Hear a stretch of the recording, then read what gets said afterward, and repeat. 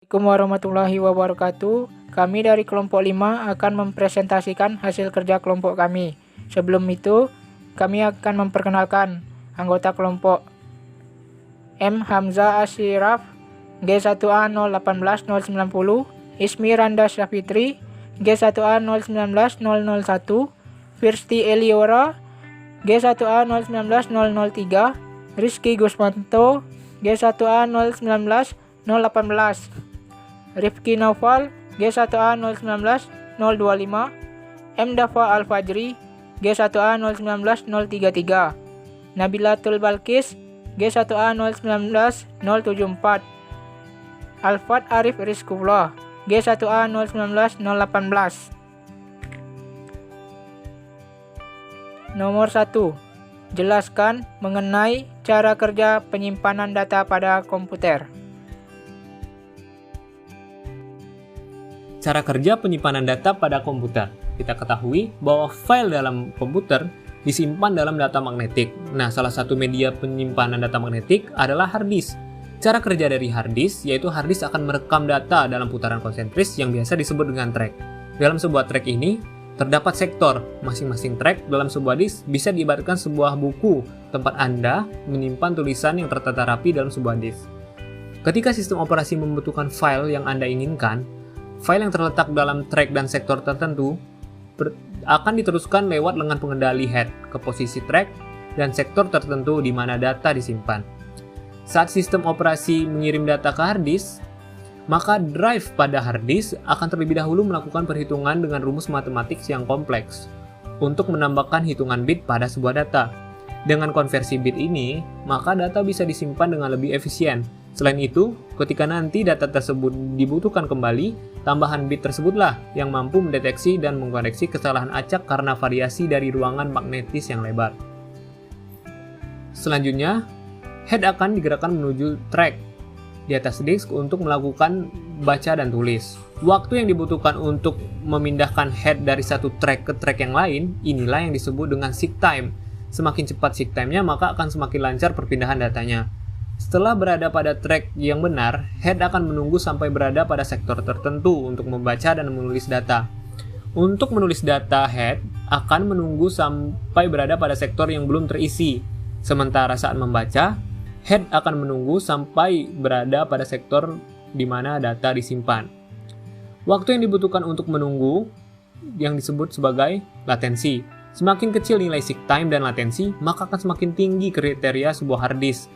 Saat ini bermunculan berbagai disk, magnetic disk yang disebut SSD atau Super Solid Drive. Nah, saat head berada pada sektor yang tepat untuk menuliskan data, maka sebuah pulsa elektronik akan disalurkan lewat head menuju piringan. Pulsa elektronik tersebut menghasilkan tempat tertentu di atas disk untuk menyimpan data, sehingga data-data yang kita masukkan ke dalam hard disk akan tersusun rapi. Bagaimana cara yang aman dalam menyimpan data di komputer atau laptop agar tidak hilang? Berikut ada 8 cara. Yang pertama itu hindari menyimpan data di My Folder dokumen. Folder ini ada di drive C. Jika software sistem operasi rusak, data yang tersimpan di folder ini akan hilang sewaktu dilakukan penginstalan ulang. Yang kedua yaitu pisahkan antara file penting dengan file biasa. Hal ini untuk mengamankan data agar terhindar dari penghapusan yang tidak disengaja. Yang ketiga itu hindari menyimpan menggunakan sistem folder labirin, di mana maksudnya ini jangan menyimpan file di dalam folder yang memiliki banyak turutannya sehingga membuat kesulitan dalam mencari file. Yang keempat itu sembunyikan file untuk berkas yang bersifat privasi. Poin 4. Menyembunyikan file untuk berkas yang berisi privasi. Poin kelima, yaitu pada data penting dapat disimpan dalam bentuk RAR atau zip yang dilengkapi password. Poin 6. Lakukan penguncian drive memakai BitLocker bila diperlukan. Untuk membuka drive memerlukan password yang hanya diketahui diri sendiri. Poin ketujuh, berikan password pada Windows. Cara ini untuk melakukan pencegahan data dan program dibuka orang lain. Poin ke-8, hapus histori setelah selesai membuka file agar jejak digital di komputer tidak dapat dilacak orang lain yang memakai komputer sama.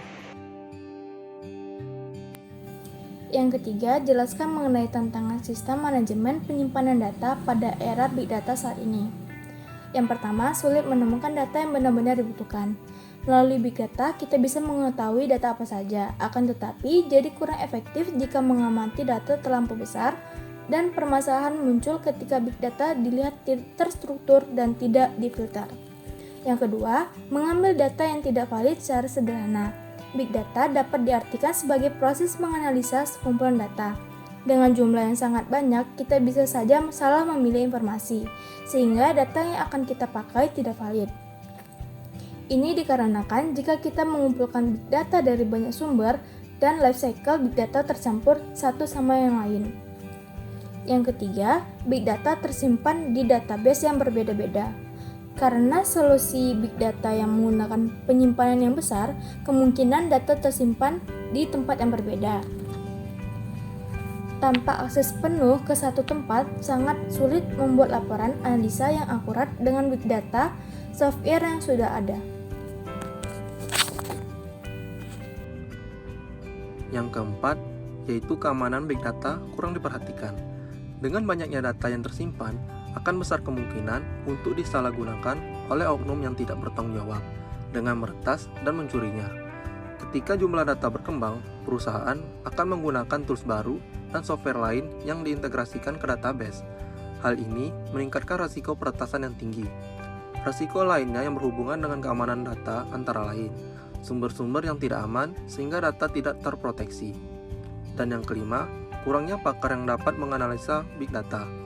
Teknologi dan tools untuk melakukan big data analitik sudah berkembang pesat, tetapi tidak dibarengi dengan para pakar yang bisa mengoperasikan teknologi ini dengan tepat.